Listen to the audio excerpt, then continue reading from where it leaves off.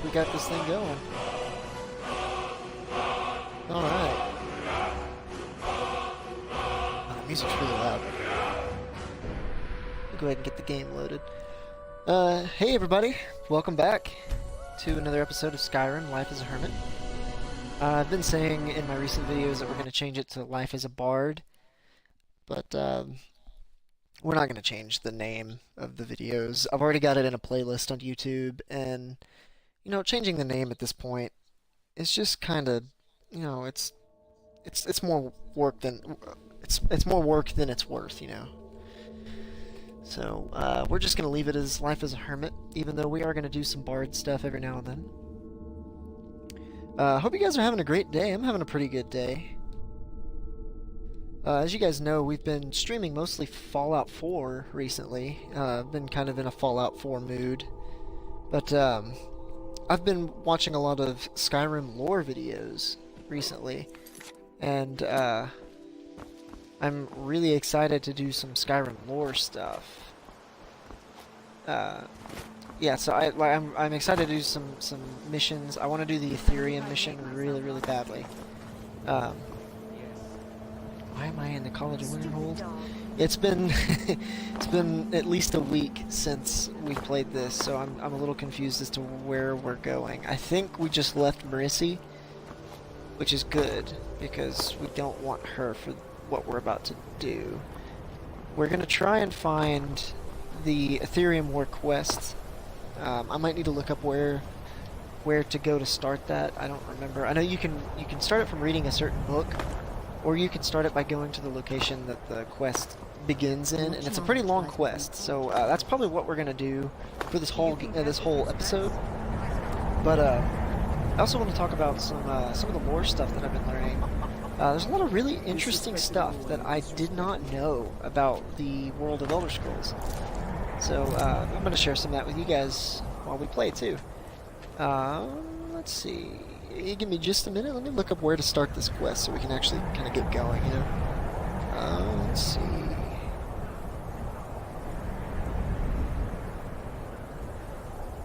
Still here. My autocorrect wants to change Aetherium to Aetherium. Still here. Let's see.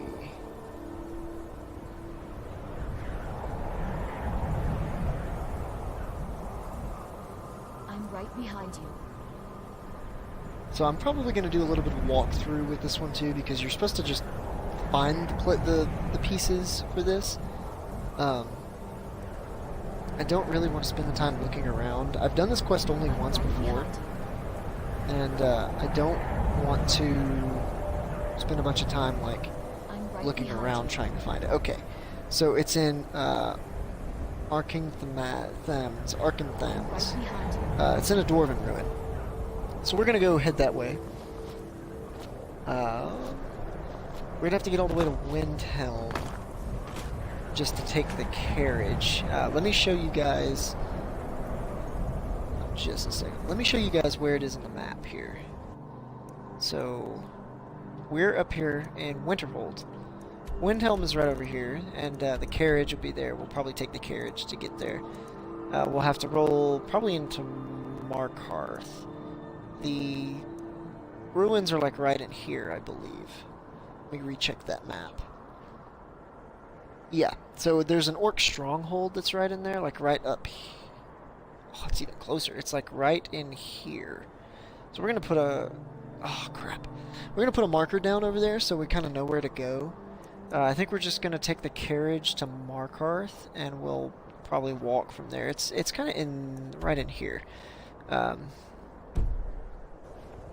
Forgive me if that's not close enough for some of you guys. I know some of you guys are like Skyrim purists, and you kind of know where like everything is and all of that. And I know where a lot of stuff is, but this is one of those missions that I've only done once, so it's not one that I've got down by heart. Like I can do the Dawnguard DLC by heart. I know exactly where everything is, all that kind of stuff. I've done the game. I've done that part of the game hundreds of times over.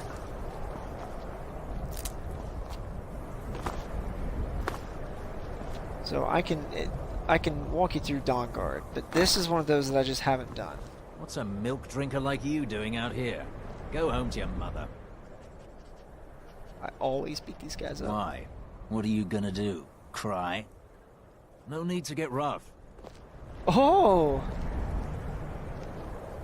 Get out of my face. Get out of my face.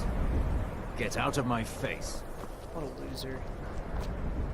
Talks big, and then wimps out, and then talks big.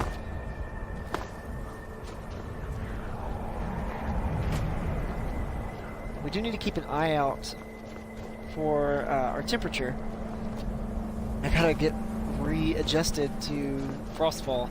I've been playing Skyrim on my Switch a lot, which, if you guys don't know, is not the special edition version of the game. It's the original version of the game, and mods are not supported on it, so it's just a vanilla playthrough.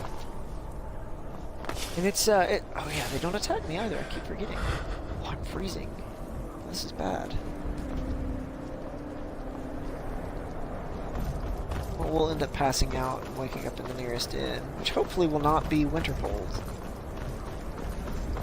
Oh, you know what? I forgot. We can just, we can turn into a werewolf and be perfectly fine, right?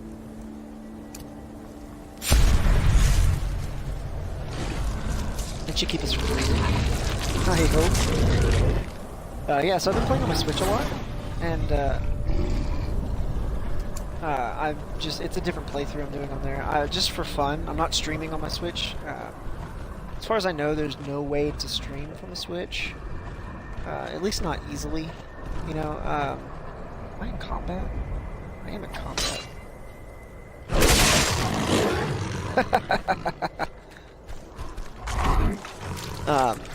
Yeah, I've just been playing for fun. My job has me, kind of sitting around every now and then. I deliver food. I also do private music lessons, which is kind of where most of my money comes from. But I also,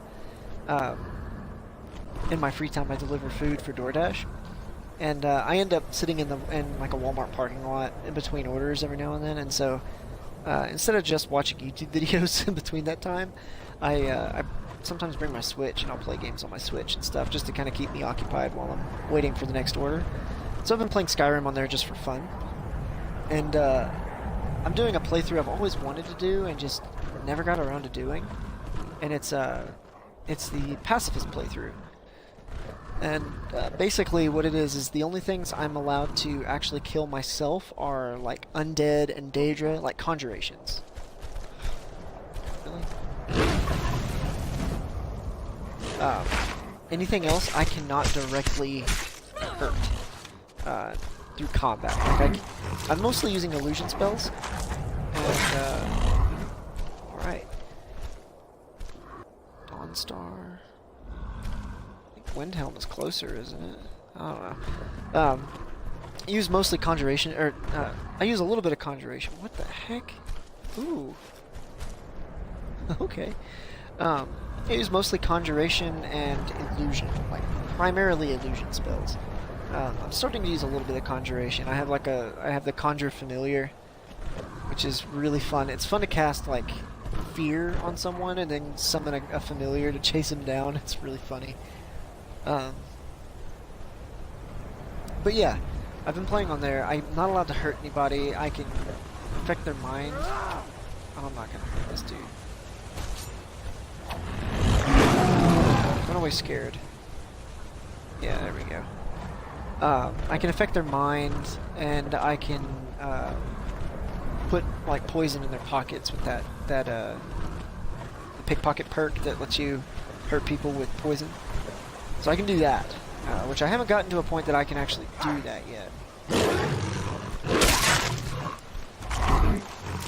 I haven't been focusing on the stealth aspect. I've been focusing entirely on the magic. I'm like level 6, I think, but my illusion magic is already like at 80.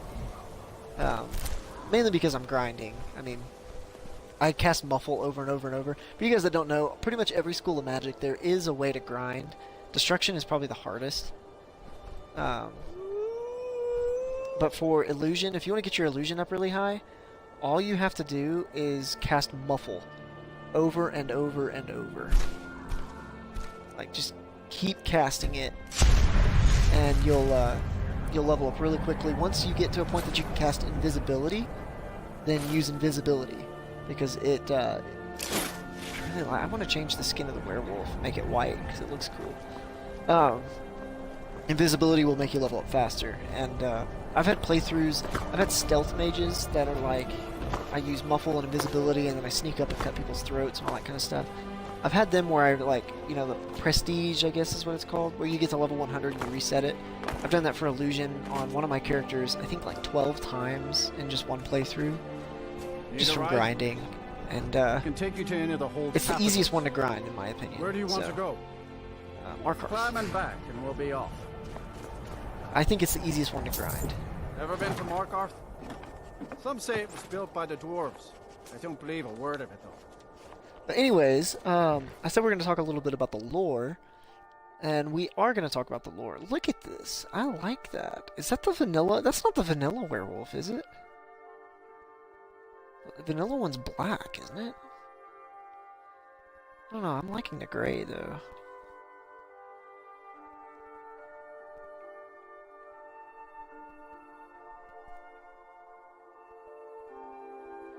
So yeah, I've been watching a lot of lore videos, and there's a lot of really cool stuff that I just did not know about. Okay. Hang on. What do we have in our right hand here? Conjuration spell. Oh, Flame Atronach. Why do I have Flame Atronach in my hand? Let's get our steel sword. We're gonna need it. So we're gonna go save someone's life. You'd better be careful with that magic, if you know what's good for you. Bit of jewelry for your journey. The old god give me strength! Oh, way to go! Way to go, guards! People. And we're not gonna get tied up in this right now, so we're gonna leave. We're just gonna go. The Markarth City Guard have this all under control. The Arno Force sworn here. That's like a really complex mission. It's not really complex, it's kind of long, and I don't really want to do that one right now. It's Escape from Sydney Mine. It's like this big conspiracy thing. It's a really cool mission. It's one of my favorites, but we're not going to do it right now. Okay, let's get to going. So I've been watching a lot of lore videos, as I've said. A lot of really cool things. The thing I'm going to talk about the most, since we're going to be kind of doing this, like we're going to be doing a mission or a quest that is associated with them. I'm going to talk about the dwarves a little bit. So I'll give a little bit of background for people not super familiar with the Elder Scrolls. The dwarves don't exist anymore. Yes, come and browse on. Like they died out, essentially. Not really died out, but like they're gone.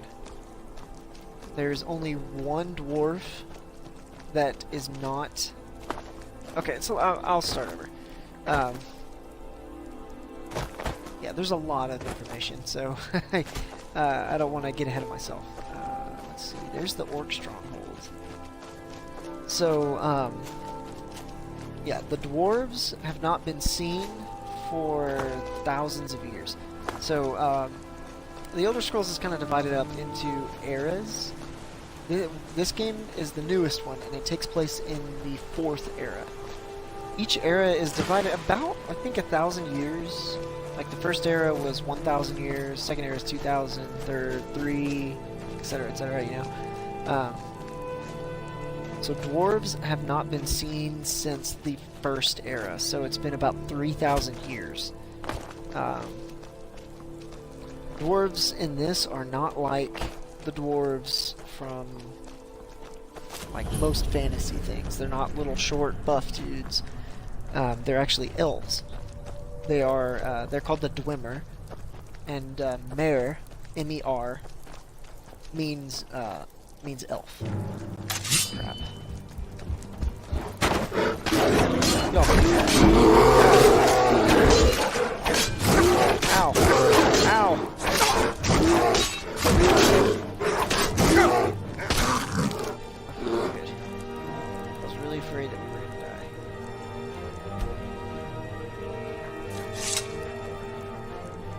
Yeah, so mare means elf in Elvish. So you have like the Altmer, the Dunmer, the Bosmer, the... Stupid dog. I don't remember the other one. Sorry, you guys. But the dwarves are called the Dwemer. And so you'll see people in this game mention like the Dwemer, and they're talking about the dwarves. Dwemer apparently is Elvish, roughly meaning deep elves. So like Dunmer is dark elf, Altmer is high elf. Dwemer is deep elf. The dwarves lived entirely underground. I say entirely. Most of their cities, like you'll see here in just a minute, how sorry, I gotta butcher this thing. Their cities, severely thirsty and moderately hungry. Okay, well, we got stuff for that.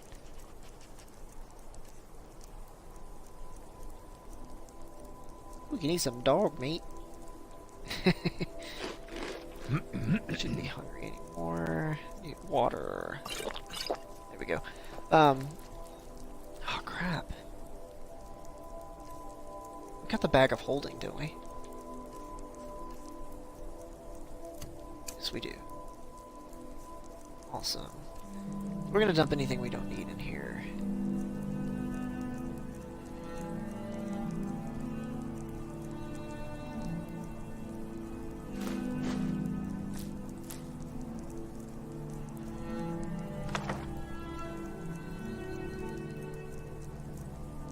So,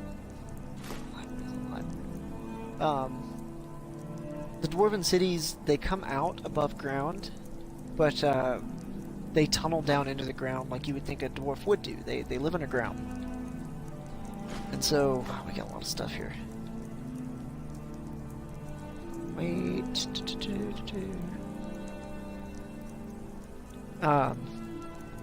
Yeah, so they lived underground. We covered that.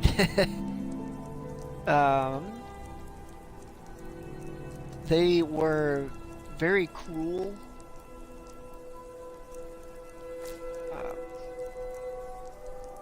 They were very cruel and ruthless, but they pretty much kept to themselves for the most part. They kind of didn't really mess with other races unless they really needed to, but when they did, they were noted as being very, very cruel and cold-hearted and just not super fun to be around. Nobody really liked being around them. But because they were so secluded, they kind of mastered things. They discovered technologies and magics that the other races never figured out, still haven't figured out. They were only around for about 1,000 years. Well, I mean, they were around for a long time, but they only made it to the first era. And they had mastered steam power. They built all these incredible... Yeah, we jumped that.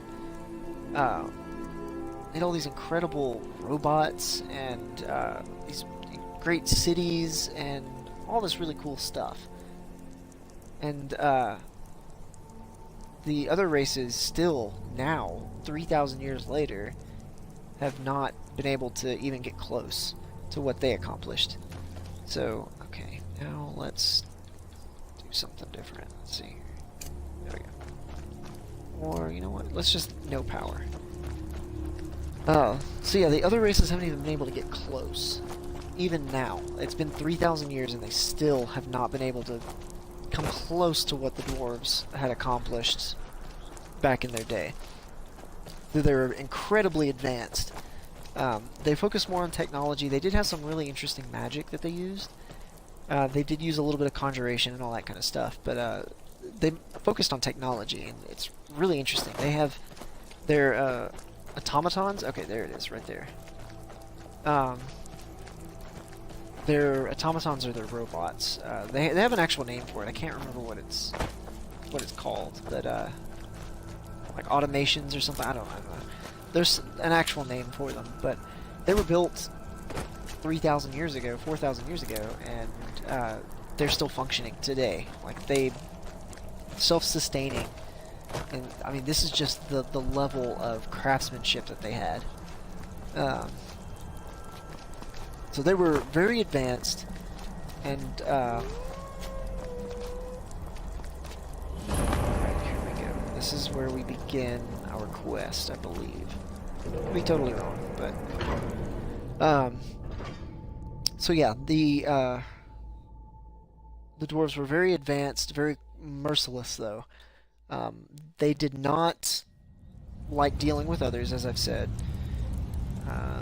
But yeah, look, like you can see here, some of they're dwarven ruins, so they're super old. They're like 4,000 years old. Turn back. But they're still here, which is the amazing part. Let's get our bow. So yeah, these ruins are still here. The dwarves are a great race. Before it's too late. So we've established they were a pretty amazing race. Ha! Didn't mean to do that.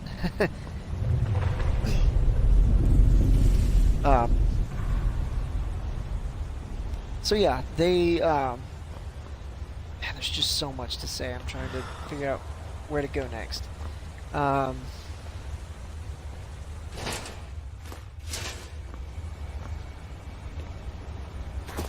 Here we go. The dwarves coveted power as well. They What are you still doing here? Let me guess. You're here for the treasure, aren't you? Just like all the others. The name's Ketria. Was an adventurer. Raided ruin. I was on a trail of something big. It led me here, and it's a long... You ever heard of Aetherium? A rare mineral used by the dwarves. Supposedly, they That's had what to we're build here a for. special forge, the Aetherium Forge, to even work with it. The items it made were so powerful, I spent my life tracking so down the that game legend doesn't really till my damn emphasize apprentice how stole it again powerful from me Aetherium and is, published which it is all what we're under looking his for. own It's this name. it's a special ore that takes its name after It's hopeless. the I died here, just like all the the Skyrim others. name for Turn basically back. heaven. It's the Turn domain of back where the before gods you exist. become the next victim. Aetherius. I'm not going to talk you out of it, am I? Well, if you want to reach the summit, you're going to need some help. All right, lead on then. Alright, let's see. Oh yeah, there's her body. I'm gonna take her stuff. That's the book we needed to find.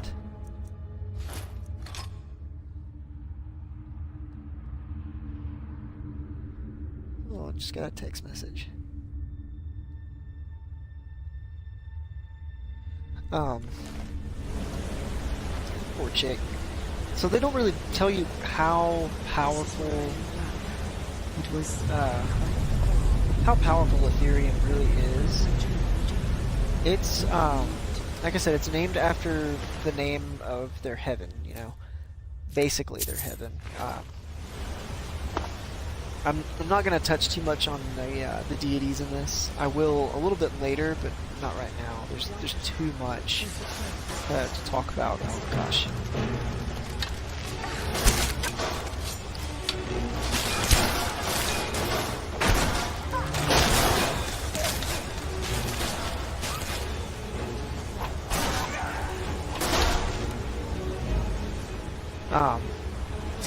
But basically, it's this metal. Aetherium is this metal that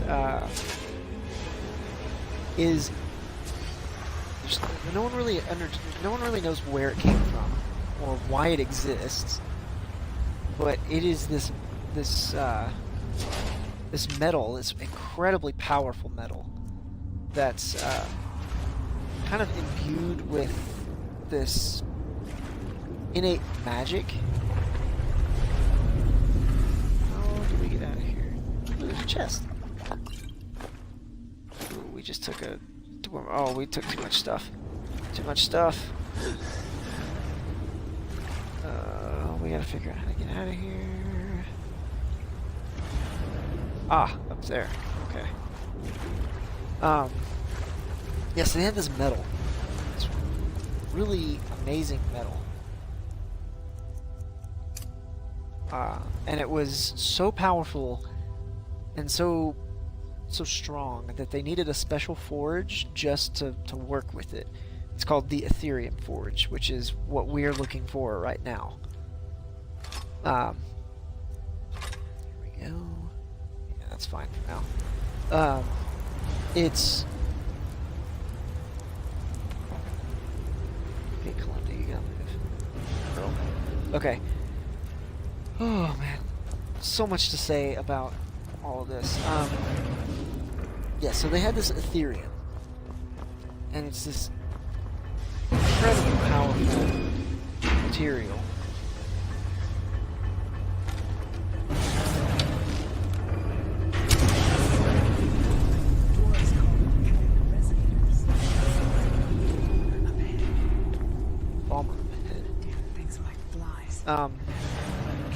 Yeah, so they had this Aetherium, and the Aetherium is one of the reasons that the dwarves were so advanced, because they could manipulate this Aetherium, and it gave them power beyond that of other races. They also were able to harness soul gems and stuff, like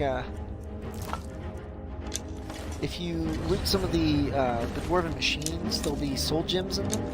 It's because the gems are powered by soul, or the machines are powered by soul gems, and it keeps them running and all that kind of stuff. So,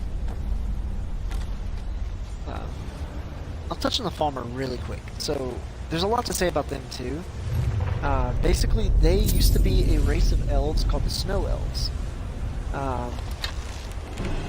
The Nords threatened to eradicate the Snow Elves, and so they ran to the dwarves to seek help. And the dwarves were like, yeah, come on, we'll help you out. And secretly, they took them in and they gave them this mushroom. And the mushroom made them go blind.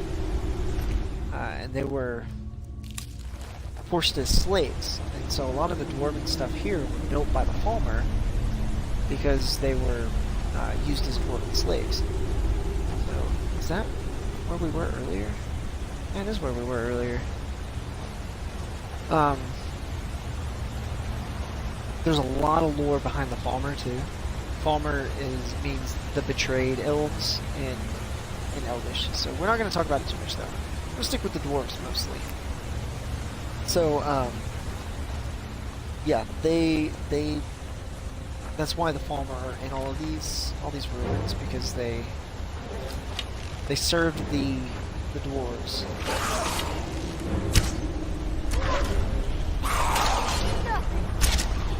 Enjoy the last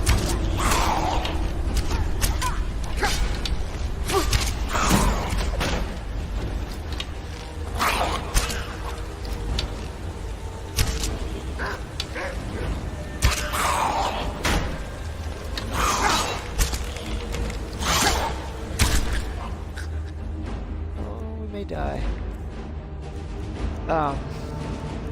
Yeah, so that's why there's a lot of Falmer in these ruins.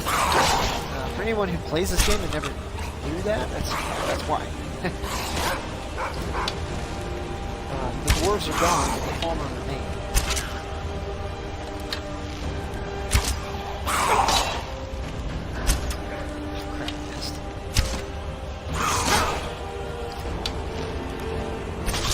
Got him. Okay.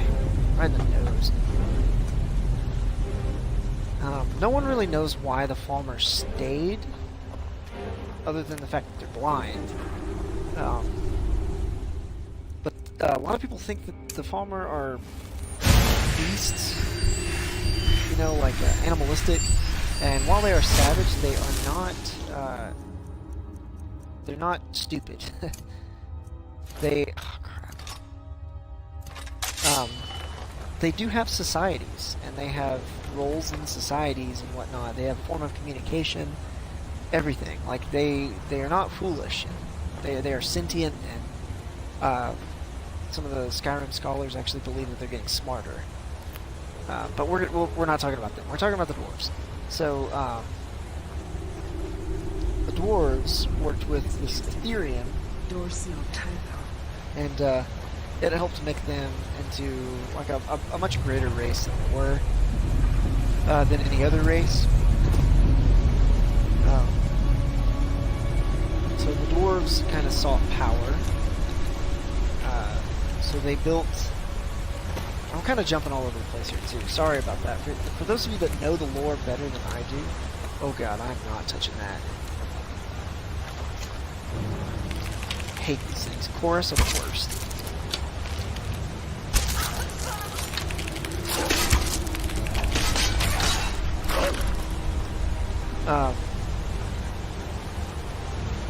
Yeah, so for anybody who's like hardcore into the lore and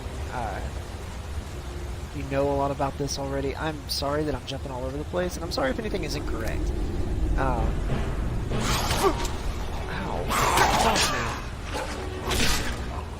All of my info comes from YouTube and other people who actually read into the books and stuff. I don't read many of the books in Skyrim. I kind of want to now, just because there's a lot of interesting stuff.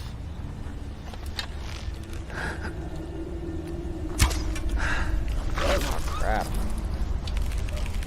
Yeah, I can deal with it. So yeah, I apologize if like my information is incorrect or inaccurate, or and also that I'm kind of jumping all over the place, because there's a lot to talk about, and I can't really cover all of it, so I'm just gonna do my best. So, but the dwarves coveted power. Ooh, venom. Ow.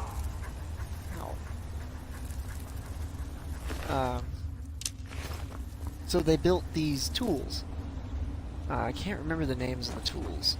There's 3 tools that they built. And, Feels like ages ago. they didn't build the tools first. First they built this thing. Out on the log. What happened to it?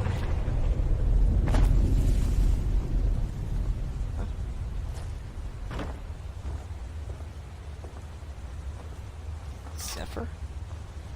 Cool. What is Zephyr?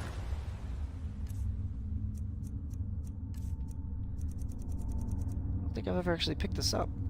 Fires 30% faster than a standard bow. Oh, yes!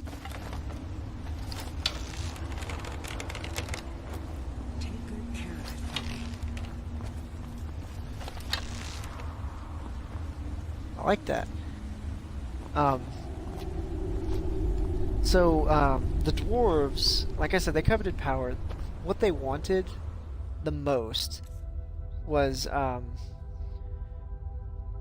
like, all of the races in Skyrim believe in some form of deities, and they all worship them and all. The dwarves believed in them, but they didn't really, worship them like the others did. Alright, let's see.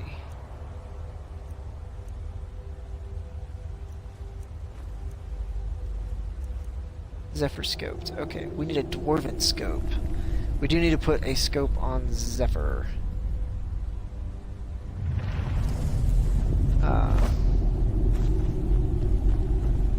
We're gonna use this for a while though. Actually, we're gonna have to switch back to the hunting bow because I don't have the crosshairs on.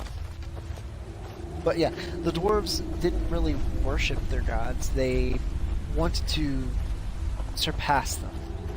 They sought power and immortality. They believed that they could become more powerful than their gods. So,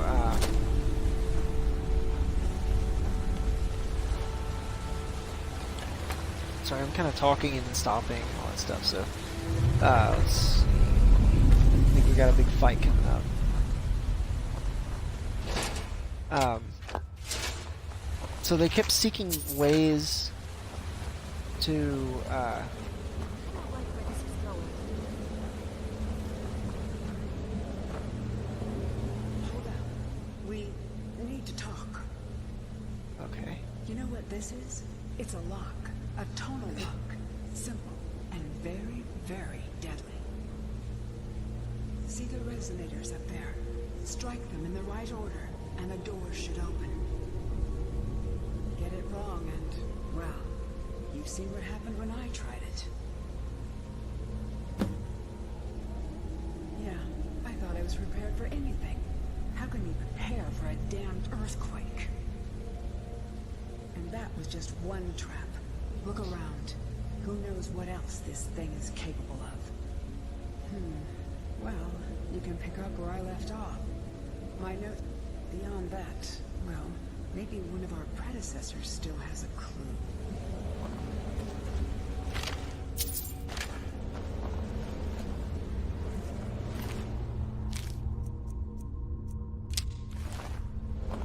So we don't want to die from this.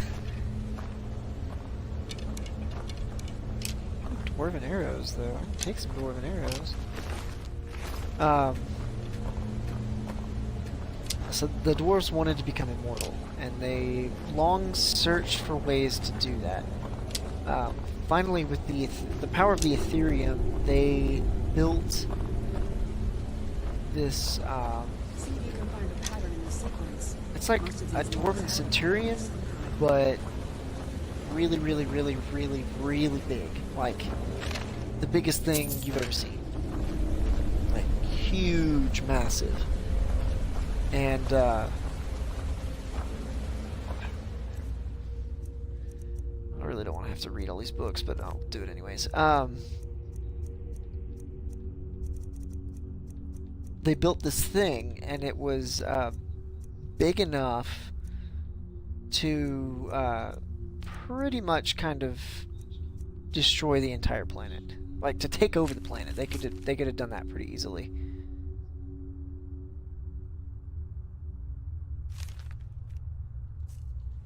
Okay, so that one's 2, that one's 3. Good lord. If all else fails, just take a chance. See what happens. Wouldn't be surprised if half the traps have been 2, sprung by now. 3.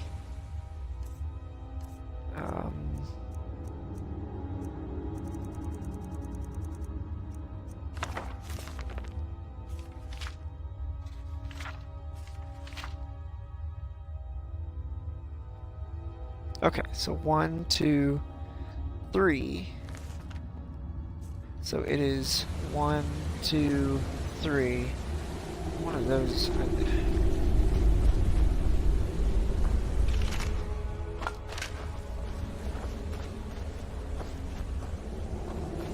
You know what, guys? We're just gonna do it. We're gonna do it this way. We're just gonna save. So what was it? 1, 2, 3. Yeah, I think that was it.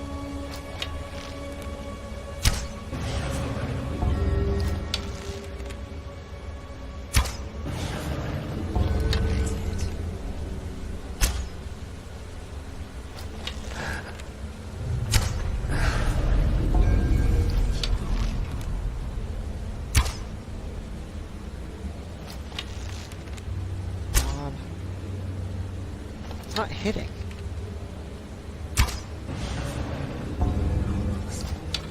I think we got it.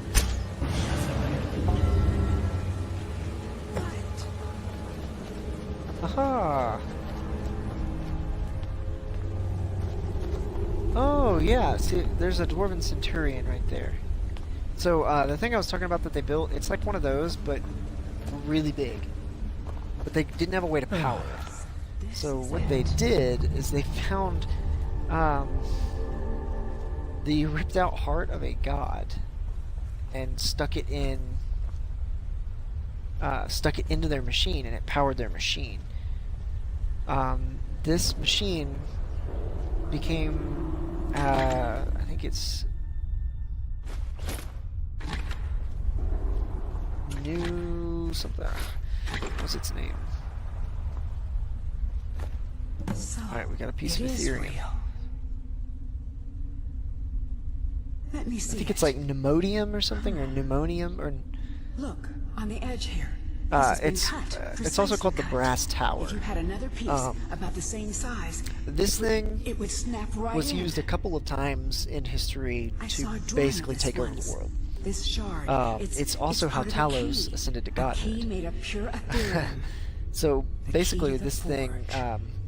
because of its power We have to source, find the other pieces, of course. it There had the should ability be, to 3 more. walk through the for each of the realms. 4 cities So that worked we're on on the forge. Moondas right now, which is the realm of the living. had a There's map also like in the my planes of journal. oblivion. That's where we should There's start. Aetherius, all these different realms, like dimensions. We still have to find the This forge thing itself. had I the had ability to only- walk There's through so much to dimensions. do. And I'm if going you to head out controlled as- it, for the you first also time in a had long that while. ability. I think And so it was, be able to do this. I say was, it still exists. Whoa. I owe it all It does still exist, to you. but nobody knows where it is. But this thing, it's pretty friggin' powerful.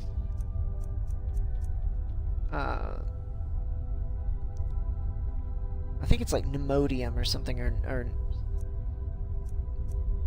I'm not sure, but it is actually, if you look, it is actually in the Dragonborn prophecy. It talks about when the brass tower walks among the living or something. It's talking about the dwarven creation that they had that could do all this stuff. Just looking, sorry guys. I get distracted very easily.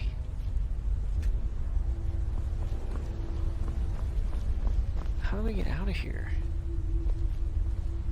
Do we have to go all the way back?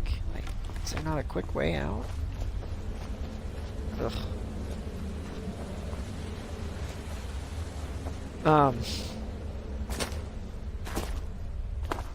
Yeah, so they, what was the lore about it? There was something, they wanted to use the heart to become immortal. No, I don't think that was it. They had these, they built these tools, the 3 tools, and you can actually get, I think 2 or 3, I don't know, you can get some of them in this game. But these 3 tools were designed to put the heart into, okay, here we go. I think this is it.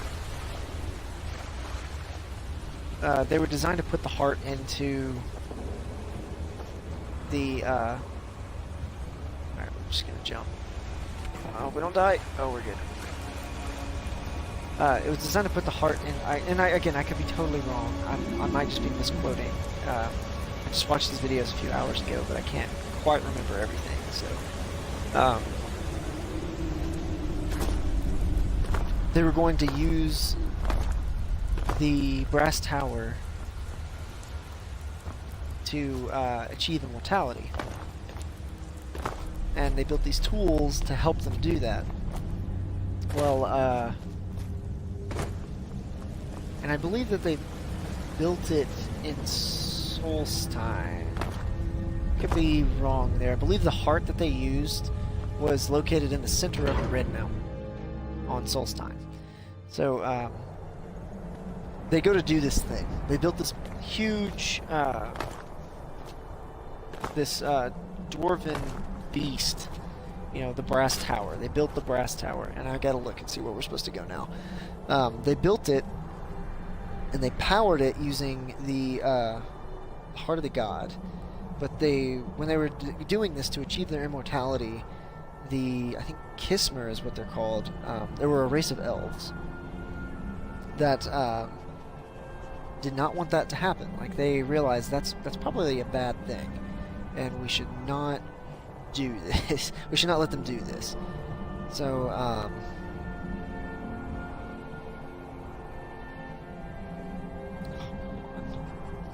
sorry, you guys. I'm trying to find out where to go next. The thing I have pulled up. There we go. Lost to the Ages. Okay.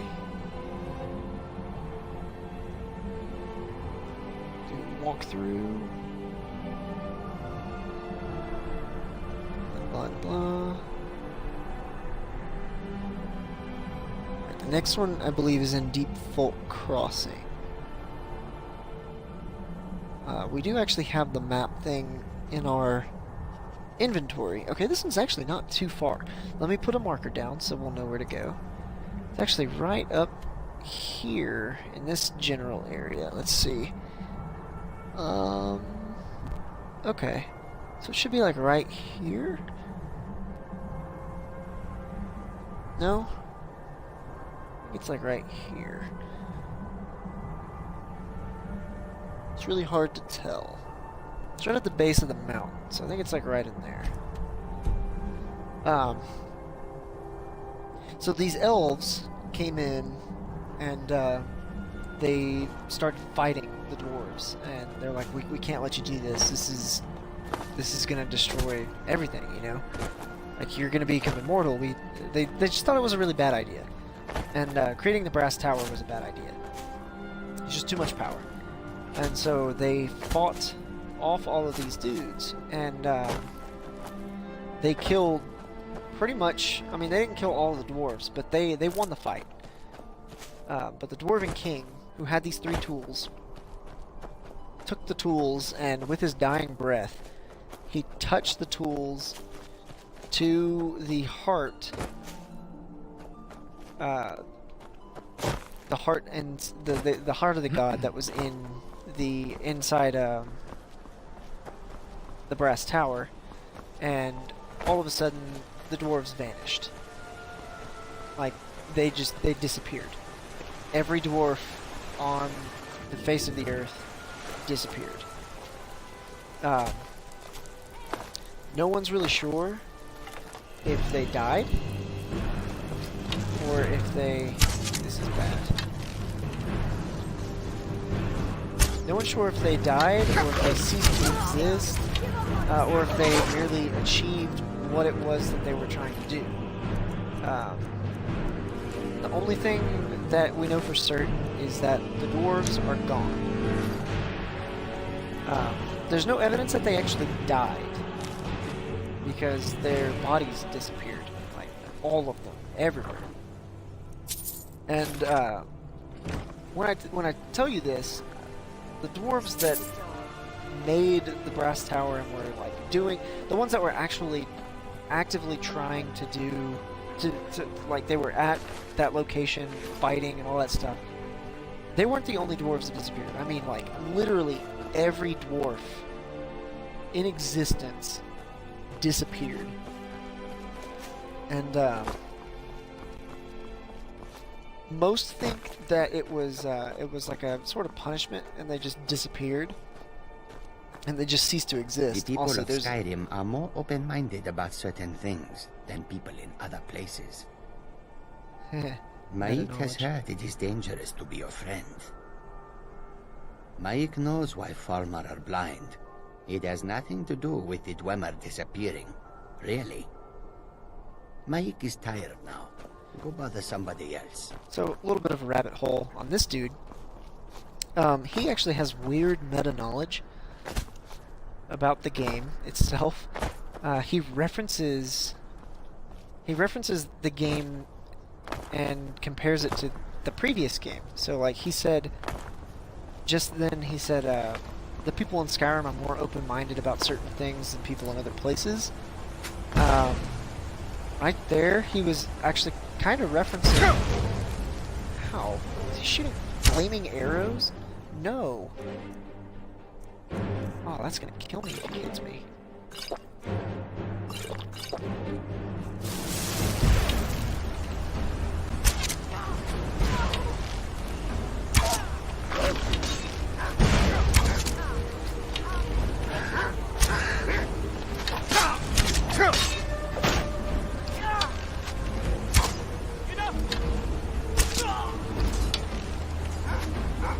Yeah, so he has all this weird meta-knowledge. He's referencing Oblivion, I believe. Which, get off me. I mean, it may be referencing some other things too, but what I'm getting right there is, if you ever played Oblivion, which is Elder Scrolls 4, it comes before this one. If you ever played that, and you ever played as a mage, you'll know that necromancy is outlawed. It's illegal in pretty much every place but Skyrim. The people here don't really care, but in other games, necromancy is illegal.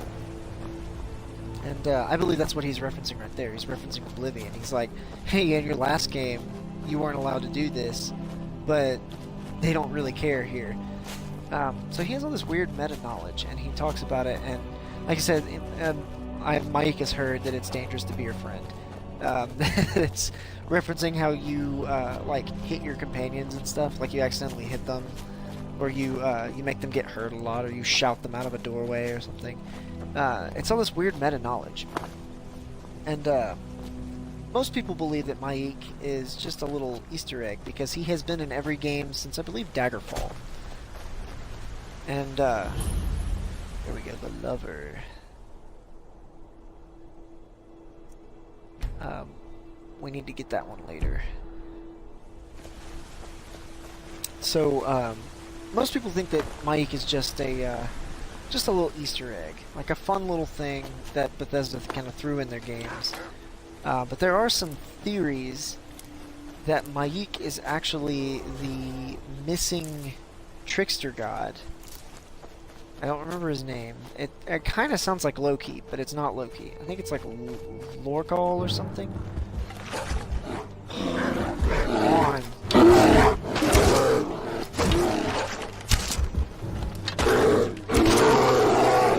But there is, without getting too much into that lore, because that's another huge thing I can talk about. There was a deity that was, without getting too much into it, basically he kind of tricked the gods into, he tricked a lot of them into losing their power, and so they punished him by banishing him to Mundas, which is Earth. And he walks around. He walks. He was cursed to walk the earth under many faces, is what it says. And so, a lot of people believe that Mike the Liar is in fact the trickster god, because for one, the games that he's been in are thousands of years apart. Which Maik does mention a couple of times, that his father's name is also Maik, and his father's name was also Maik. So there's that possibility, but they're also very much the same. They all have this weird in-game knowledge. Is this the right place? I'm gonna check really quick. This is not the right place. I don't think. It is not the right place. Yeah, ours is that one that's grayed out. Ow. So yeah, a lot of people believe that Maik is actually the trickster god, because, you know, he'd be immortal and he'd be wandering the earth. And yeah, if you want to know more about that, I would look up a video or something about the lore of who is Maik the Liar, that kind of stuff. There's all kinds of theories. Honestly, as much as I hate to admit it, he's probably just an Easter egg. Like, it'd be cool if he was actually the trickster god or whatever, but most likely he's just an Easter egg. Which is kind of disappointing, because you want him to be something cooler, but he's not. You know, more than likely he's not. Can't really say for sure. Like, Bethesda hasn't really given us any info on it, but I think that's the case. Here we go. Dwemer Convector. Dwarven Sword, Dwarven Helmet. And a Shard of Aetherium. Alright. Beat me to it this time. Well, that's the second one. We're halfway there. I'll keep looking. See you soon. Alright, let me see where we're supposed to go next.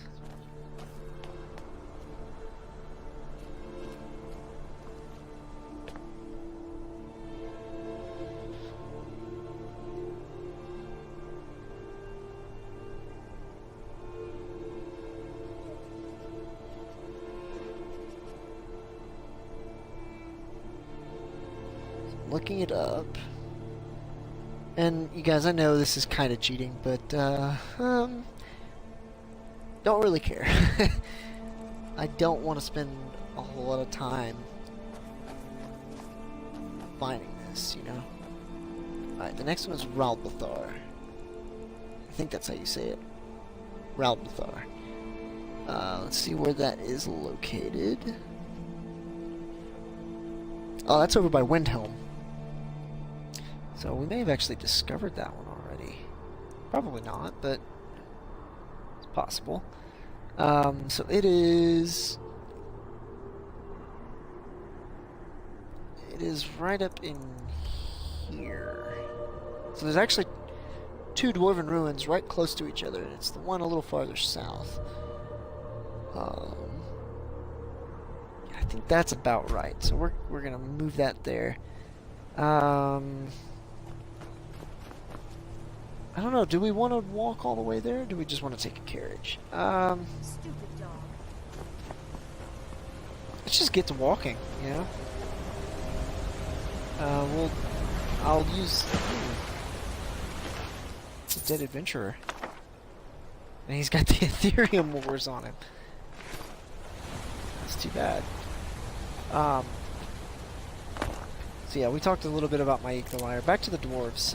Actually, there's not a whole lot more to say about the dwarves. They, yeah, they were really advanced, and they all disappeared. But there is something. Well, there was one other interesting thing. There is one dwarf that was unaffected by whatever it was that made them disappear, and the only reason he was not affected is because he was in oblivion at the time. For whatever reason. I didn't actually see why he was in oblivion. But he was in oblivion, and so he didn't just disappear. So that's believed to be the last remaining dwarf. It's not really armor you're wearing, you know that? So yeah, that was the one dwarf that was not affected by that whole shenanigan, you know? Other than that, I don't really know what else to say about the dwarves. There's a lot more that I didn't really touch on, and it's mainly because I can't remember all of it. If you really want to know more about the dwarves, though, go check out some of the videos. Honestly, there's a lot of people on YouTube that just devote themselves to learning the lore, and it's really cool. You can also read a lot of the books, the in-game books, and learn a lot. It's really cool. Numidium. That's the name of the brass tower. Numidium.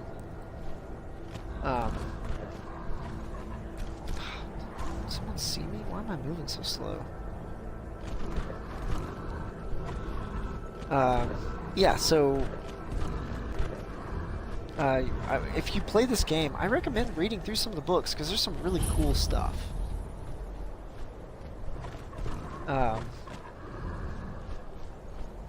I also recommend checking out some of these lore videos. The guy that I've been watching, I can't remember his name. I think his name is Mr. Rex, with RHEXXX, something like that. A lot of X's. He's kind of a weird dude. He's a little over dramatic in some of his videos, and he has an accent and mispronounces a lot of words. But he knows a lot about the lore, and his videos are kind of interesting to watch. So I think there's Hagrid that's up here. Hello. Oh, hello. Yeah, so if you really want to know more about the lore, I'd check out some of that stuff. Like, there's some really cool stuff on the lore. I'll talk a little bit more too. I'll kind of get in. I'll talk about the lore from the beginning. That might be a little easier for us.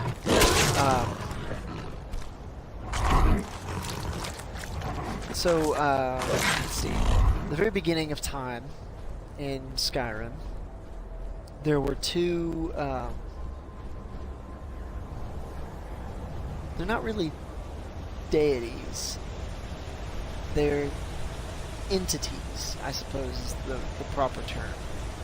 They were two entities, and nobody really knows where they came from or why they existed in the first place.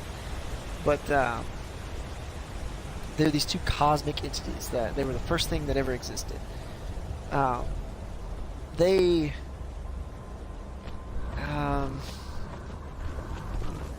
It's like I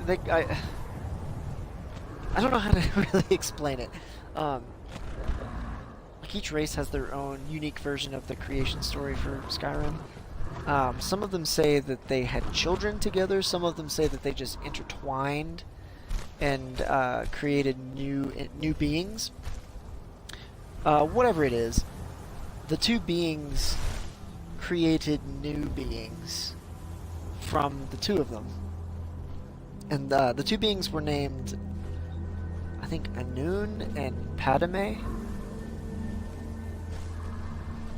Of course, I could be mispronouncing that because the guy I watched mispronounced a lot of stuff, so there's no telling if he got it right or wrong. But and I'm pretty sure the Padme one is the right one, but Anun, I'm not sure if that's actually the correct name.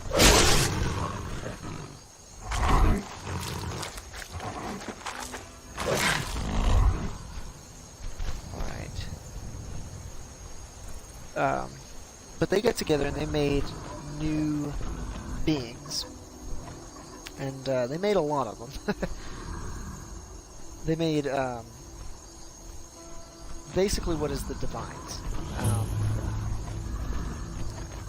They were cosmic beings of great power. I don't really know how to explain it better. These were both the Aedra and the Daedra. A little bit about the Daedra here in a little bit, because there's a lot of cool stuff that I did not know about the Daedra. But yeah, so they created new beings, and after a while, Anu, which was the I believe is actually Ariel, the Daedalus son. He said, "No more. We won't make any more children." Was the term, because he feared them becoming more powerful than him. Padme wanted more children because her children wanted her to have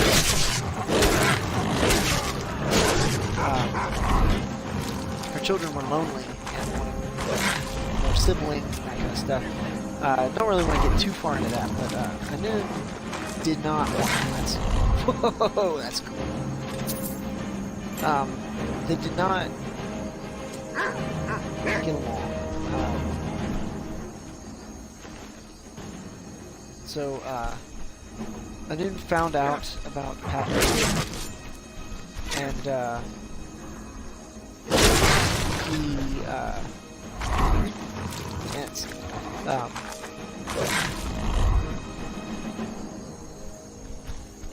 are we going here? Again, sorry you guys for just being kind of all over the place here. Anu found out about Padme, and he says he struck her. So he hit her, and then all of her children banded together to protect her. And this was while she was still hang on just a second, you guys.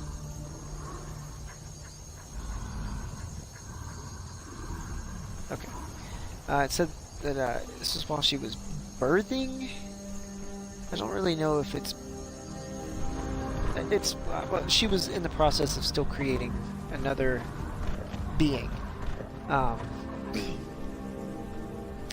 And that being, whenever Anun found out and hit Padme, struck Padme, the children gathered together and they raced off and they went into the Great Darkness, is what they call it. And so when the new being was born, it was born with a great darkness in its heart. And so, can you consume that?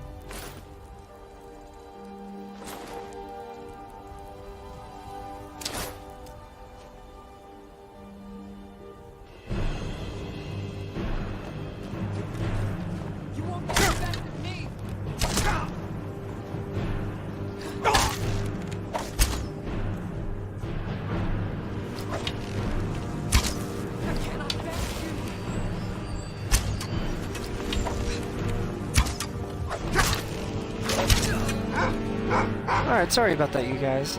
My dad kind of just barged in and started yelling, trying to, like, get on the microphone and stuff, and he likes to do that sometimes. Heavy leather backpack, that's cool. I like that, that looks cool. God, what was I saying? I can't even remember now, he threw me off.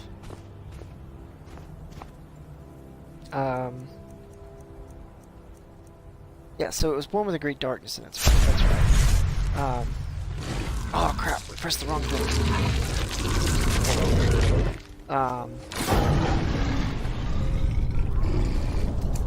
So this being became the trickster that they talked about.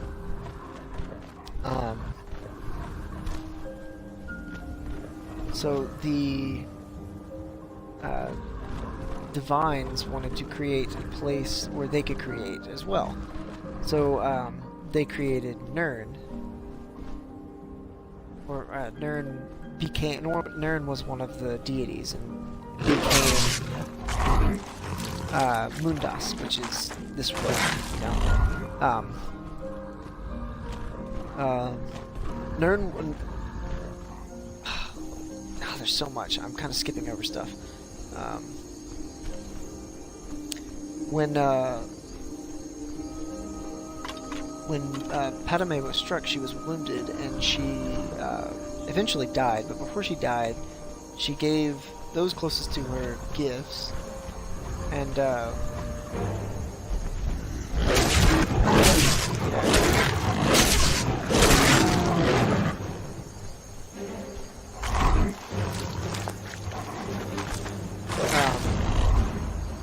one of them was she gave Nirn, her daughter Nirn, the ability to create life. Are we in the Labyrinthian? No.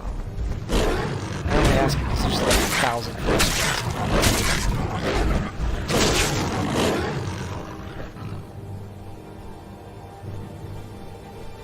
I really don't want to fight. There might be a dragon priest up here, and I really don't want to fight a dragon priest. Oh, double werewolves. Get them, boys. So they're in one of the places where she can have a trickster. Again, I don't really know the name of trickster. It's like a war call or something. I don't remember. But, because of the darkness in his heart, it compelled him to trick the others, and so they created this realm, and Nirn became this realm. But in doing so, they lost a lot of their divine power. So,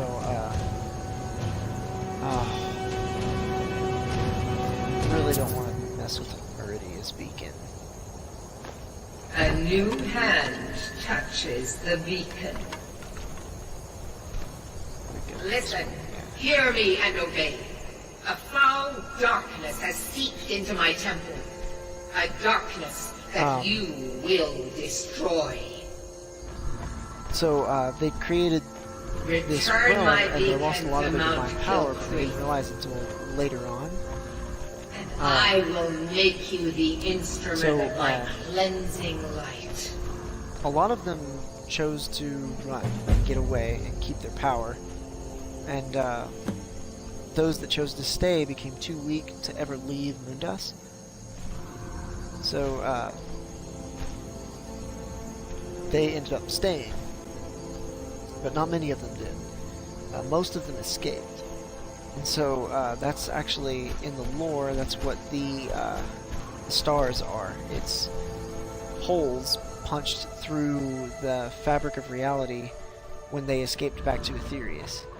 And the sun is actually the first one that got away, because I think it said it was Shore that figured it out, and he realized it, and he realized it way sooner than everyone else, and that's why his whole was bigger, because he still had a lot of power whenever he decided to run. The rest of the stars are the holes punched through Mundas into Aetherius, and the light coming from them is the light from Aetherius. Interesting, you know. So the only deities that can enter Mundas. Are we headed the right way? No, we're not. We need to go this way. We're on top of a mountain. This is bad. The only deities that can enter Mundas are those that put their power into creating it and putting life into it. So, some interesting stuff there. Alright.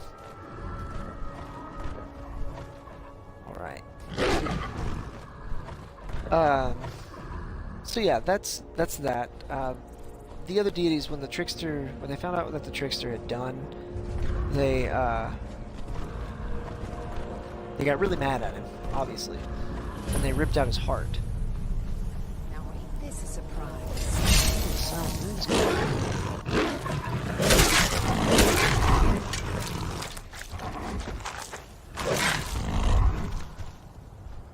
They ripped out his heart, which they describe, which you would think that would kill someone, but not a divine. It's something different. His heart is what contained his darkness. So his heart and himself were two totally different entities. Apparently, some cultures believe that the heart became Namira, which is a Daedric prince. I'm not sure exactly the truth behind that. I don't really know. But when his heart was ripped out, he lost a lot of his power as well. And they cursed him to walk the earth as... yeah, well, I mean, I talked about that earlier when I was talking about... So,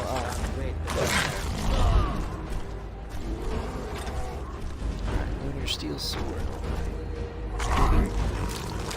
So yeah, that's that. Another interesting thing I found out,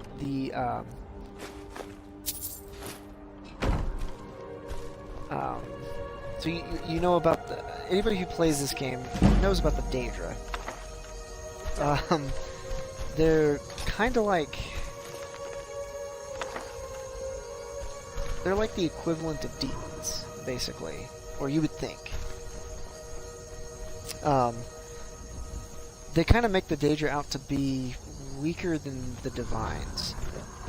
This is actually not true. The name Aedra and Daedra are actually, they're just descriptive words. They're not actually what something is. Aedra and Daedra are the same thing. The Divines and the Daedra are the same beings. Like, they're the same type of beings. The Daedra are just as powerful, if not more powerful, than the Divines. Just in different ways. So, the term Aedra means the Divines that directly...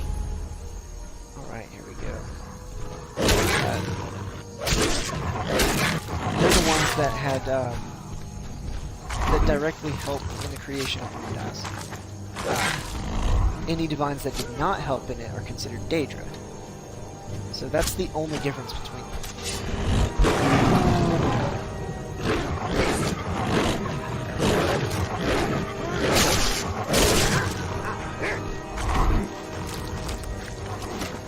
I thought that was really interesting, because I always assumed that, like, if Shore, Akatosh wanted to just, like, come down and wreck her scene, he'd be able to do it.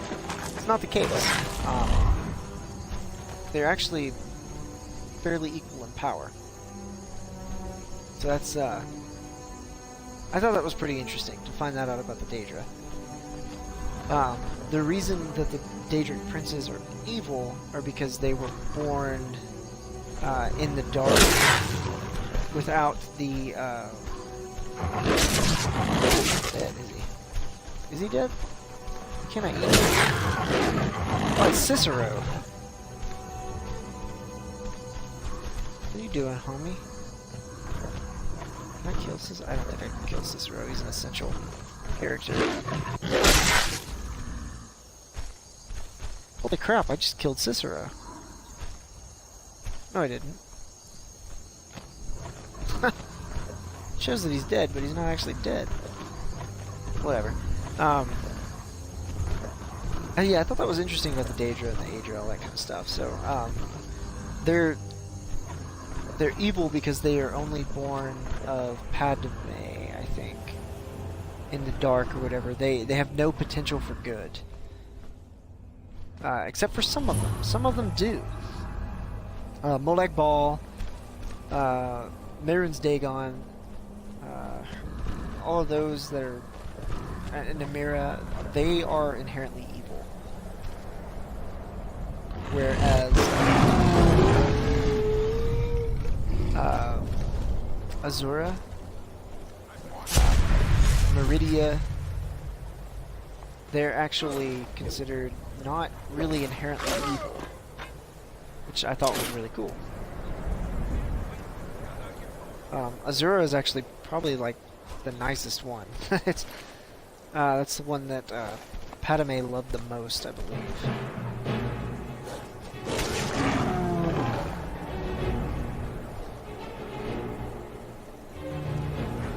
We're gonna bump up a little bit. Put some points into stamina. Hold on to those. Bag of holding. There we go. Yeah, so, yeah, I just thought that was really, really kind of cool. There's a lot of stuff that they don't really tell you about in the games, and just in general, they don't bring up this stuff, you know? It's something you have to kind of figure out on your own. Let's see. I'm trying to think of some other pretty interesting things I found out.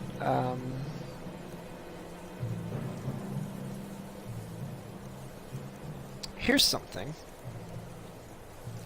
Talos is a fraud. He is, yeah, so, man, that's a whole other long thing. Talos is, not who everybody thinks he is. Talos, at least the one that ascended to godhood, is not Tiber Septim. Not really Tiber Septim. He's... that's something. He is Yalti Yalti Whitemane or Greymane, not Greymane. Yalti something.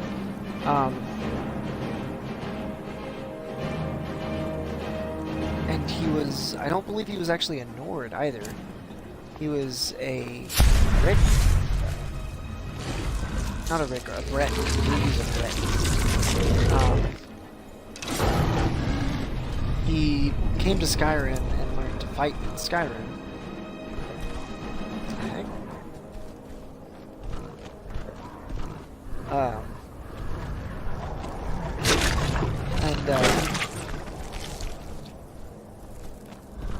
He was chosen by Shore. Was it Shore or Akatosh? It was Akatosh. I think it was Akatosh. She was chosen by Akatosh, the dragon god of time, to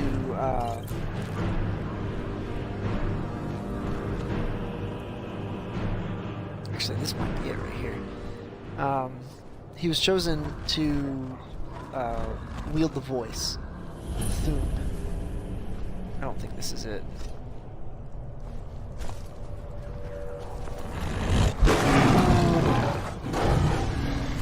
Get him, boys.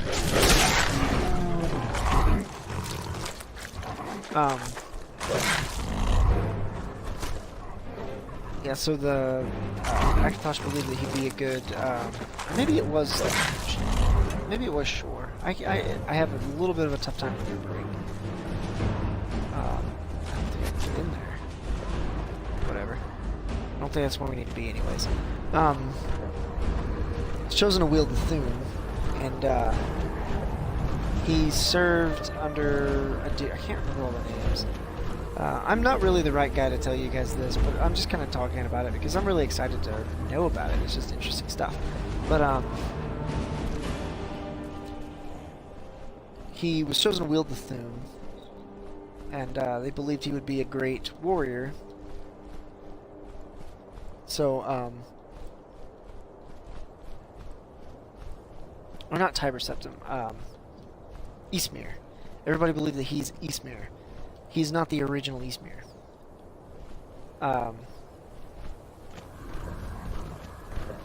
He was, yeah, like I said, he was a man named Yalti. And he was chosen to use the Thum, which is the voice. It's what the Dragonborn can use. Hey, how'd it go?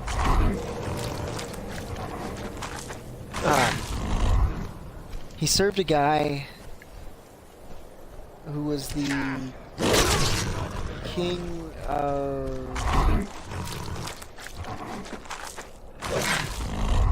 Dawnstar, I believe. Apparently Dawnstar used to be this huge kingdom, and it kind of has become crappy. But oh crap. He served this guy. The guy wanted to become emperor, so he served this dude and helped him become emperor. And but he craved more power, and so he secretly killed the emperor, and even went so far as to cut his own throat, so that it would look like he was people tried to assassinate him too, which they didn't.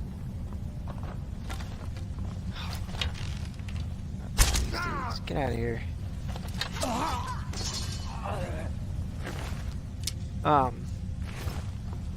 And then he took on the mantle of emperor, and everyone in their court was like, "Oh my gosh, this dude! He killed the real emperor, and now he's going to kill all of us." And he did. He killed everyone in his court, just to kind of keep his secret. After that, he craved even more power, and so he sought out Numidium, the brass tower, to there's another copy. Oh my gosh. He sought it out because he knew that had the power he seeks, or the power he sought, and so oh, come on.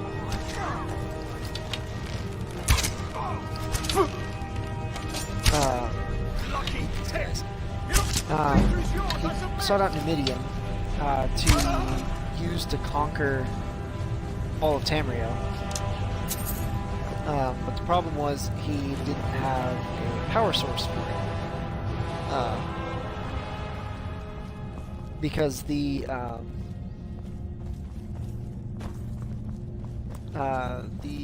heart of the god that they used, that the dwarves had used, was not there. It was lost. Bad time to get lost, friend. Gosh, there you go. It's killing me. Go away. Yeah, so he didn't have a power source, so he needed a power source as powerful as the heart of a god. But he didn't have that because he was just a man. You know, he had not ascended at this point. So he was thinking about it, and he realized he was impersonating Ysmir at the time. I don't know how you made it this far, but you'll go no farther. Here we go! Can I actually kill this guy, or is he essential? Oh no, cool. So yeah, he needed a power source. He'd been impersonating Ysmir. He realized the actual Ysmir, oh, that's cool, was buried near Winterhold or Windhelm, one or the other. He was buried up there somewhere. And if he could get to his body, he could take his heart. That's what he did. He took Ysmir's heart. And he used Ysmir's heart to fuel Numidium. Never should have come here. And when he did, it created what's called I believe it's called a dragon rift. I could be wrong on that. I could be wrong on all of this, honestly, but he created a dragon rift, which is basically it's like a rip in time. And where's our steel sword?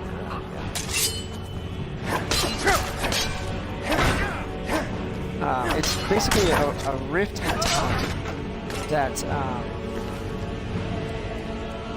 it's really hard to explain. It's it causes multiple realities to form, and then when it ends, all of those multiple realities coexist at one time. So the way I heard it explained was if there was the chest was empty. If there was a man who, during a dragon rift, or a dragon breach, or I think it's dragon rift, during this, one reality he goes and dies saving a little girl, and in another reality he instead forges a sword. When the dragon rift ends, those two realities will merge together, and they will both happen. So he will have saved the girl, and he would have done it with the sword in hand. So it's really, really confusing. I hate these things. Gosh, I'm doing like no damage to it.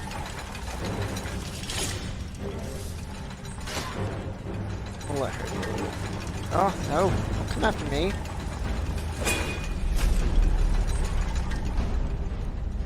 Alright, let's see.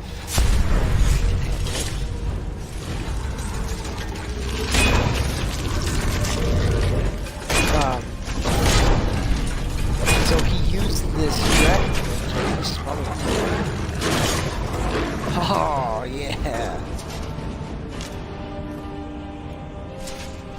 He used this dragon rift to make his greatest desire come true. So, during a dragon rift, literally anything is possible. And whenever you activate the ability, it causes a dragon rift.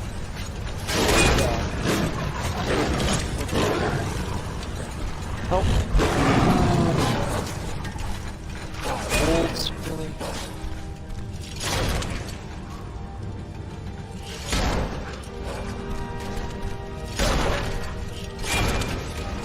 Oh, those wolves actually did a little bit of work. During this dragon rift, anything is possible, and so it will make your desires true. And so he desired immortality and godhood, and it kind of made it so. Down here.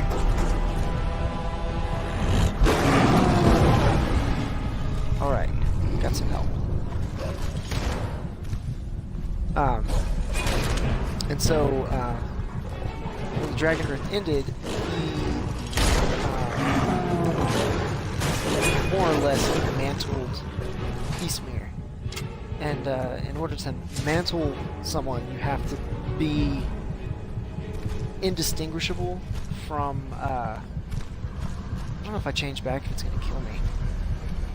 You have to be kind of indistinguishable from... Let's quick save just in case. From whatever you're trying to mantle. And so since he had been impersonating Eastmere, everyone thought he was Eastmere, and he had Eastmere's heart. Whenever this ended, he actually mantled Eastmere and became Eastmere, and that's how he ascended into godhood. What the heck? Texture's off on that. So yeah, that's how I heard it explained. I thought it was really interesting to learn that, because everybody believes Talos was like the great warrior or whatever. Apparently he was a greedy, selfish dude who made up his own stories about himself. And that's all taken from, apparently it's all taken from the lore that's here in the game, as well as other Elder Scrolls games. So you can check that out if you want. Don't just take my word for it, though, honestly. There's no telling if I am actually correct. Okay, it's just a spider. I can deal with a spider. Get off this spider. There we go. But I thought that was really interesting. All the lore stuff in this game I find very interesting. Oh, crap.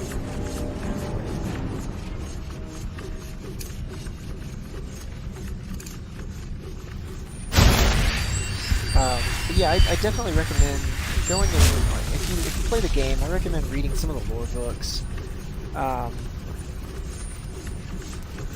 If you don't play the game, or if you just don't want to, spend all the time reading, I recommend you check out some of the lore YouTube videos and stuff, and just see for yourself.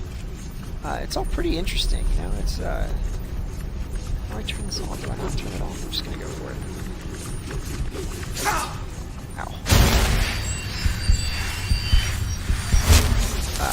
Yeah, so there's a lot of really cool stuff that you don't really know unless you know to check it out yourself. God, I hate these guys.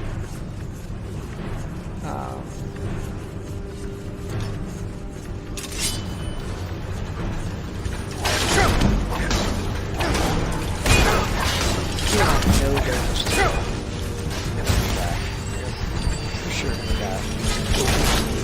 Yep, we died. I may turn the difficulty down for this mission because it's too low level to actually do it. But yeah, so Eastmere, the original Eastmere in the old Nordic pantheon, was depicted as a snake, which I really don't know why a snake.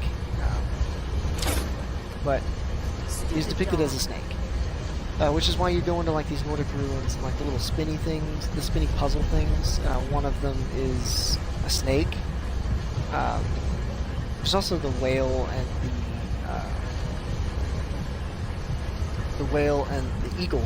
The eagle represents Kine and or Kinnereth, and then I don't remember the name of the whale, but it's the whale god is the one that defends the gate of Sovngarde. And the whale bridge. Yeah, he's depicted as a snake. So that's why, interestingly enough, the statues of Talos, like the one that's on that loading screen, have a picture of him with a sword going through a snake.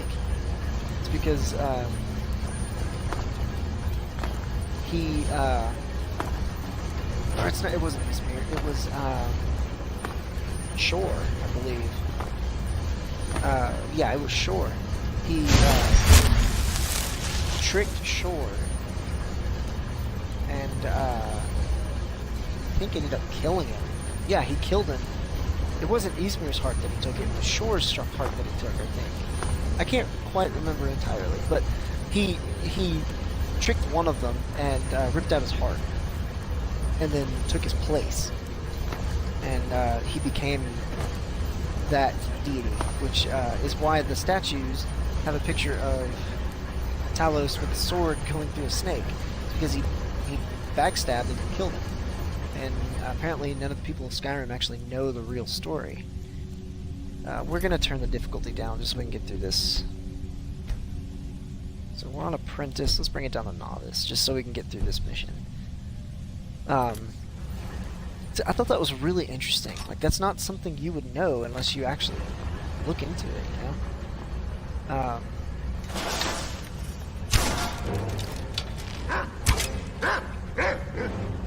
Where'd it go?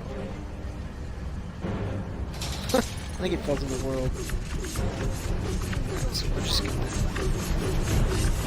If we're safe, if we stay far on the edge. Yeah, we're good.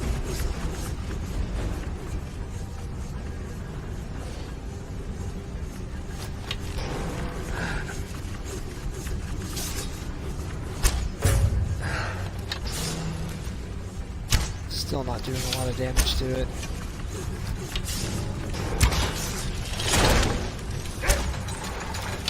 Spheres are always hard to fight. Like, I've never not had an issue with them. But yeah, like I was saying, I thought that was a really interesting thing. It's not something you know about the game unless you actually found it or you use a look for it. It kind of changes your perspective on some of the stuff in the game. Because a lot of people are fighting for the right to worship Talos, which, you know, that's cool. Religious freedom, all. But they don't actually know the real story of Talos. So, I recommend you guys check that out, though. There's people who know a lot more about it than I do and can explain it a lot better than I can. So, I recommend checking them out. Gosh, she's never gonna come. Oh, where I can do this? Action, summon.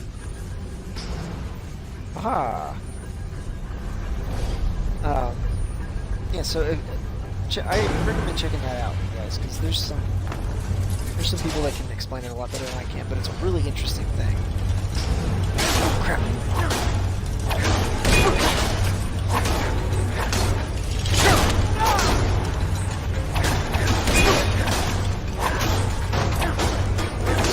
Oh, much better.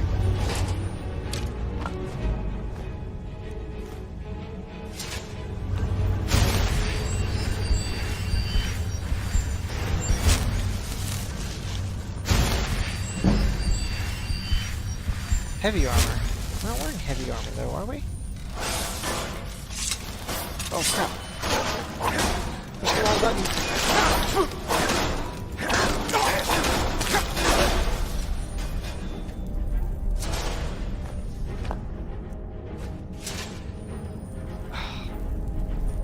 Still a... Ah, one guy. Okay. Bag of holding. I love this mod. This is such a beautiful mod.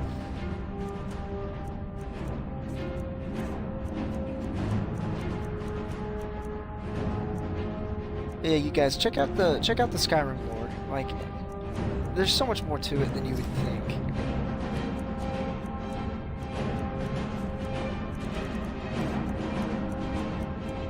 Like I watched several hours worth of videos of it today, and it's just kind of mind-blowing how deep that Bethesda made their games. You know, it's really cool.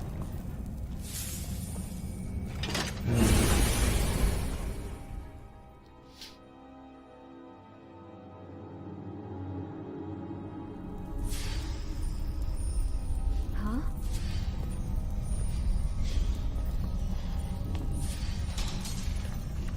Yep, another one. Another one.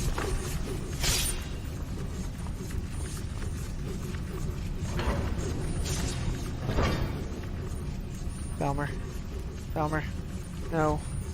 No. Go away. You guys gave me so many issues when I started playing the game. They were so hard for me to get. See, what level are we even? We're level 13. That's why we're having so much of an issue. This is actually a pretty high level quest, but we're doing it anyways because it's a really good quest, and we need the reward that you get for it.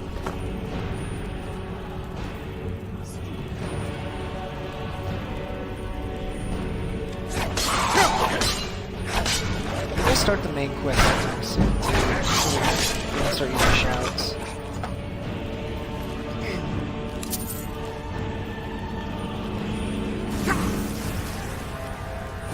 Also, here's an interesting tidbit about less about the lore, about the game.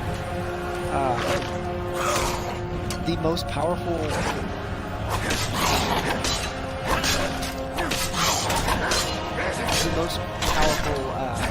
character in the game is actually Arngeir, the leader of the Greybeards.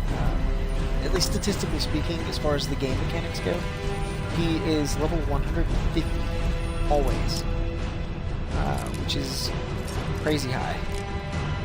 Thankfully, he's not an enemy, and I'm not going to fight him. But I found that out today, and I was like, that's crazy how powerful he is. That's cool. Oh,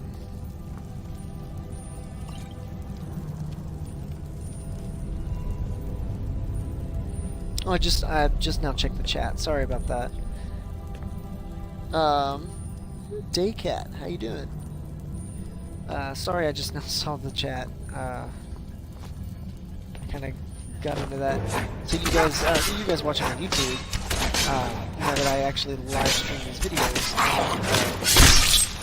Oh, it's brutal. You can actually, there's the streaming site that I use actually allows you to interact with me while I'm playing. There's like a text option. I just don't always check it.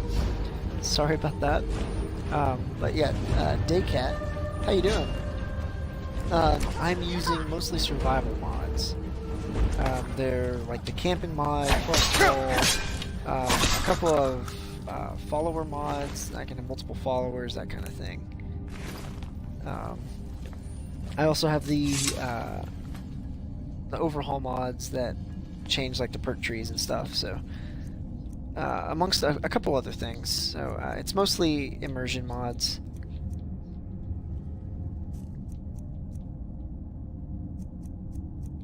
Sorry I didn't reply right away though. That's I kind of got talking and didn't stop talking. So what did we just pick up? And where is it?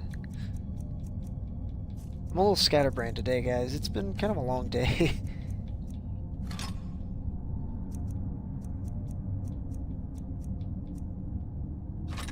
I need one steel sword. I don't want to have two.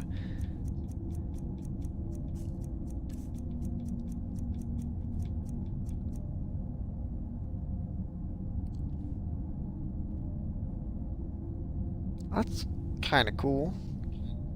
I don't know what Soul Burst is, but we'll have to check that out.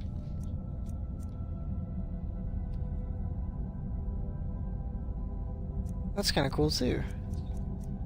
But we don't actually need it on us right now. Let's put that circlet away too. That should do it for now. We're gonna have to do that a lot. But yeah, I'm using mostly immersion mods, so. Thanks for asking, though. If you check out one of my previous videos, you can actually see my mod lists and stuff. This is part of my series. I've got your back.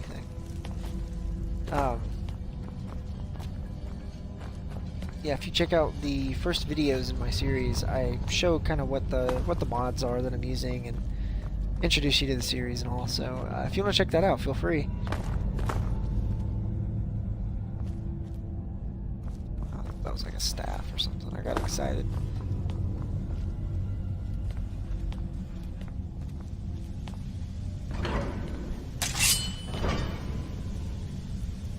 Get my bow back out.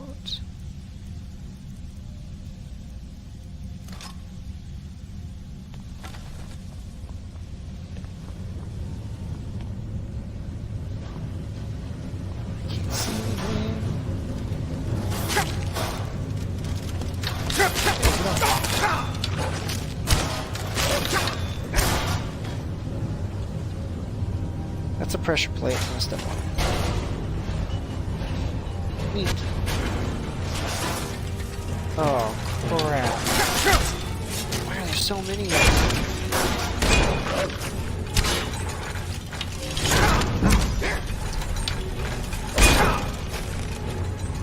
Ow. Quit hitting me. Quit.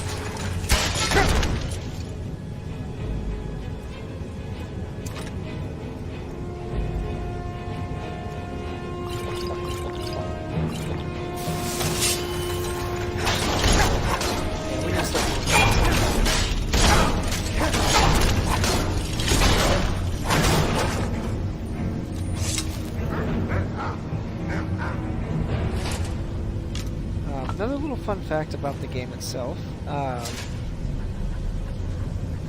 all of the dogs have the same stats, and they're generally kind of weak, except for the one that you can buy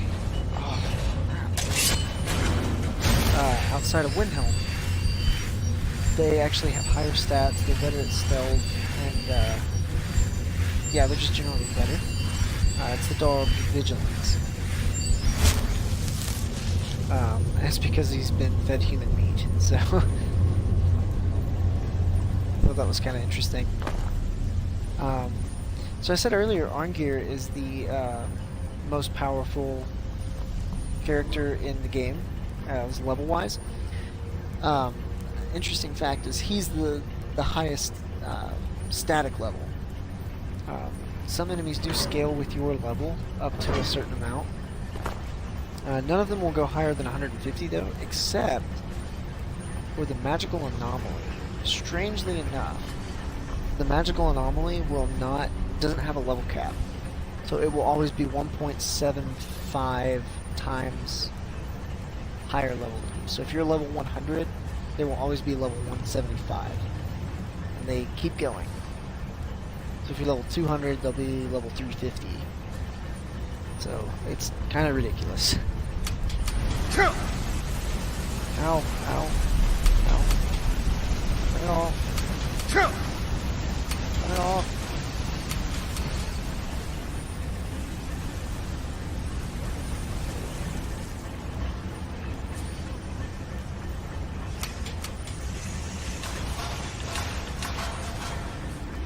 Oh, hey buddy, what you doing up there?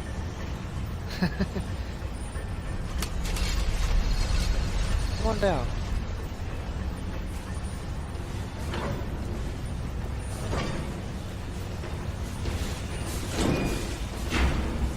We're gonna quick save because this does not look good.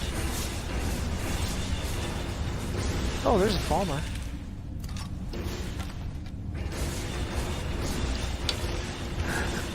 Let's drop this mud.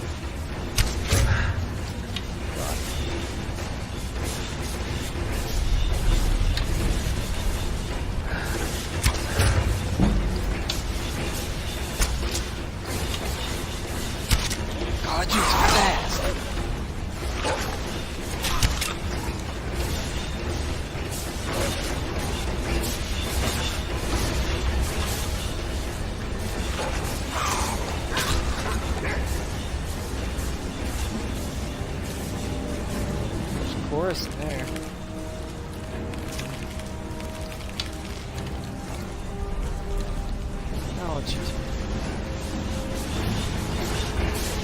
I actually need there's stuff stuck in these things?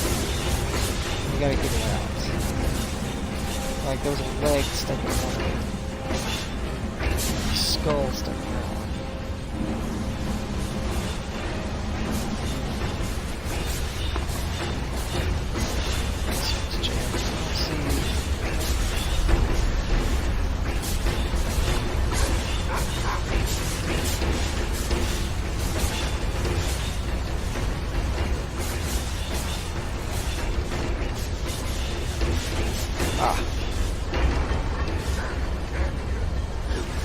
That should do it, right?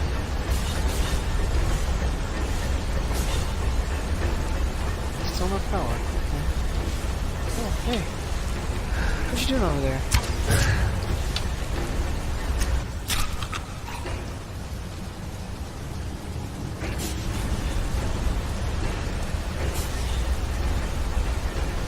Oh, there's one over there.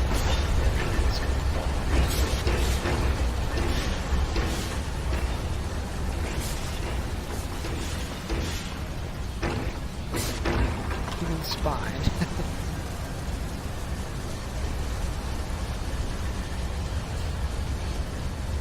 Have you guys still not killed these things yet? Oh my gosh, just there. Dang it, Miko. Stupid dog.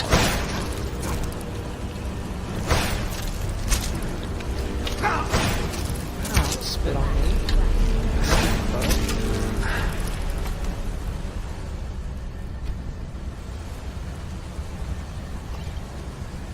Forest Venom. That's cool. We're not gonna even bother with it right now. Activate the button. Oh! Hi, friend! You wanna take care of that? I don't.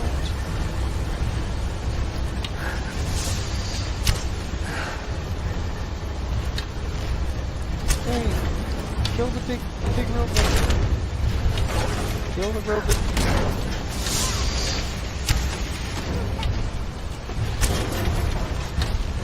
No, don't come at me. Don't come at me. No. No. I'm just gonna come over here. You stay over there. I'll shoot you with arrows. Yeah. This is a good relationship with Cat. Can't see. Ah, he got killed by a dog.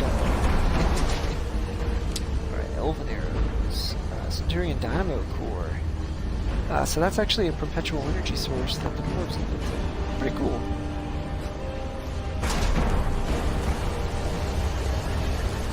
Alright, now that that thing's dead.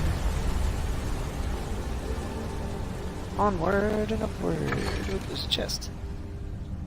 Ooh.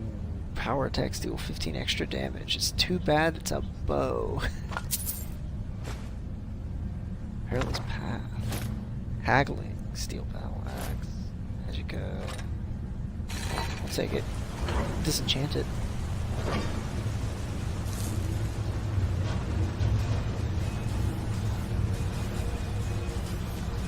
The lever.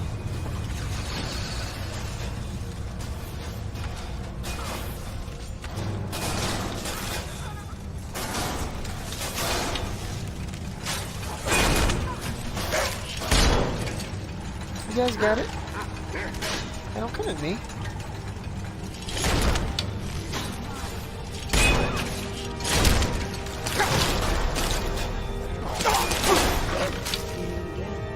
That was quite the trek.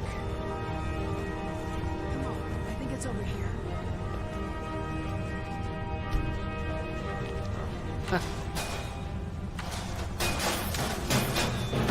Go away, spider workers. Bye.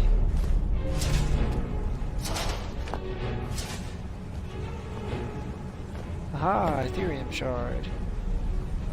That was a long one. Have to say, I'm glad that's over. That's what, your third? All right, only one left to go. I'll meet you there. Cool.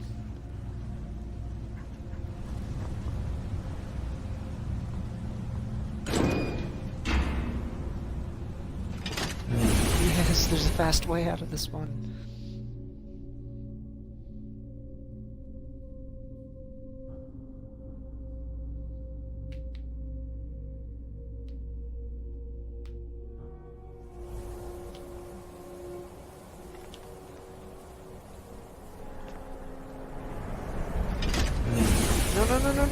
No. Ah, oh, dang it.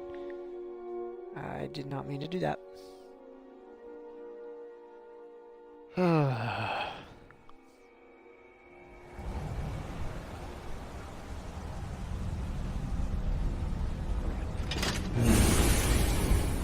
gotta go back up. Okay, now, where is the... Ah, there it is.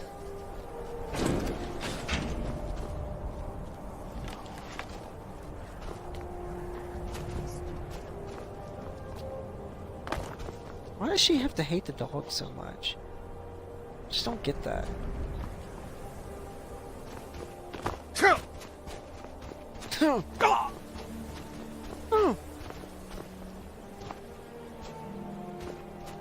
Okay.